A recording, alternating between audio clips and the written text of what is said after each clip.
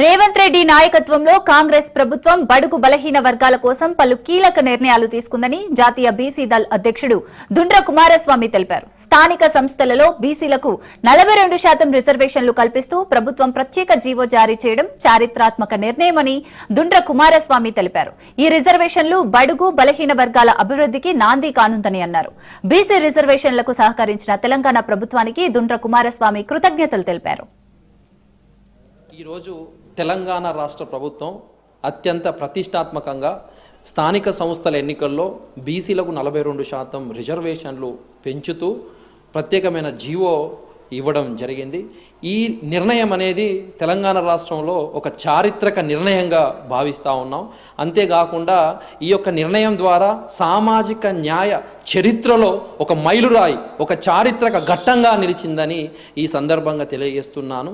ఈ నిర్ణయం వల్ల బడుగు బలహీన వర్గాలు సామాజికంగా మరియు రాజకీయంగా అభివృద్ధి చెందడానికి దోహదపడుతుందని తెలియజేస్తున్నాను. ఇది ఒక సామాజిక విప్లవానికి నాందిగా మేము పరిగణిస్తూ ఉన్నాము. ఎందుకంటే దశాబ్దాలుగా బీసీలు పోరాటం చేస్తూనే ఉన్నాము. దాని ఫలితంగానే ఈరోజు ఇది రావడం కావచ్చు. ఒకసారి మనకు తెలంగాణ రాష్ట్ర ప్రభుత్వం మరి చిత్తశుద్ధి ఉందా లేదని ఒకసారి మనం ఆలోచన చేస్తే, ఆనాడు కామారెడ్డి బీసీ డిక్లరేషన్లో హామీ మేరకు స్థానిక సంస్థల్లో రిజర్వేషన్ల పెంపు కావచ్చు, మరియు విద్యా ఉద్యోగాలలో పెంపు కావచ్చు, ఆనాడు ఆ హామీ మేరకు 2 బిల్లులు అసెంబ్లీలో ఆమోదం చేసి గవర్నర్ ద్వారా రాష్ట్రపతికి పంపడం జరిగింది.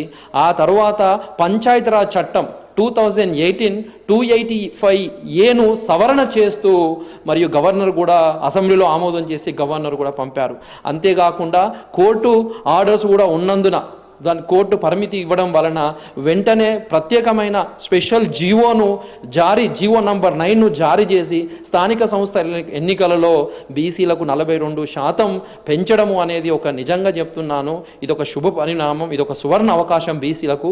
ఈ సందర్భంగా బీసీలకు అనేక అవకాశాలు వస్తాయి, వారికి రాజకీయంగా మరియు సామాజికంగా అభివృద్ధికి దోహదపడుతాయని తెలియజేస్తా ఉన్నాను.